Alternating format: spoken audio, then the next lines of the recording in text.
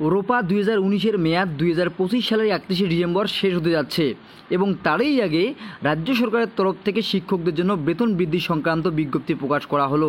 তাহলে 2029 সালের মধ্যে নতুন করে 7 পে কমিশন কি নয়, প্রশ্ন কিন্তু থেকেই যায়। ইতিমধ্যেই এই বিজ্ঞপ্তি প্রত্যেক জেলাতেই পাঠানো হয়ে গেছে এবং বলা হয়েছে registration ইনক্রিমেন্টস beyond stagnation of pay as per রোপা 2019। আমাদের বুঝতে হবে স্ট্যাগনেশন কি। রাজ্য সরকারের রোপা 2019 অনুযায়ী শিক্ষকদের বেতন বৃদ্ধির ক্ষেত্রে একটি গুরুত্বপূর্ণ সমস্যা হলো এই স্ট্যাগনেশন। যখন একজন কর্মচারী তার পে ম্যাট্রিক্স লেভেলের শেষ সেলে পৌঁছে যান তখন তার বার্ষিক বেতন বৃদ্ধি থেমে যায়। রোপা 2019 অনুযায়ী প্রতিটি পে ম্যাট্রিক্স লেভেলে 33টি সেল রয়েছে। একজন কর্মচারীর প্রতি বছর একটি করে ইনক্রিমেন্ট পেয়ে থাকেন, যার ফলে তিনি পে ম্যাট্রিক্সের একটি সেল থেকে পরেরটিতে যান।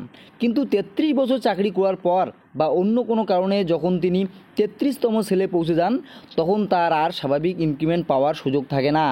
এই অবস্থাকেই বলা হয় স্ট্যাগনেশন। তাই এই স্ট্যাগনেশন সমস্যার সমাধানের জন্যই নতুন বিজ্ঞপ্তি জারি করা হয়েছে রাজ্য সরকারের তরফ থেকে। তো যে সমস্ত কর্মচারী তাদের পে ম্যাট্রিক্সের শেষ সেলে পৌঁছে গিয়েছেন তারা কি করবেন? তারা IOSMS একটি নতুন মেনু দেওয়া হয়েছে, সেখানে কিন্তু তারা তাদের যে স্ট্যাগনেশন হয়ে গেছে তাদের কিন্তু বেসিক পে যে রয়েছে সেটা কিন্তু আপডেট করে নিতে পারবেন। তবে এই বিজ্ঞপ্তির সাথে 7 পে কমিশনের কোনো রকম কিন্তু সম্পর্ক নেই, তাই আশা করা যায় যথাসময়ে অবশ্যই পে কমিশন বসবে রাজ্যে। তো ভিডিওটি ইনফরমেটিভ মনে হলে অবশ্যই লাইক করে দেবেন, শেয়ার করে প্রত্যেককে জানিয়ে দেবেন এবং কোনো কিছু বুঝতে অসুবিধা হলে অবশ্যই কমেন্ট সেকশনে কমেন্ট করে জানাবেন। ধন্যবাদ।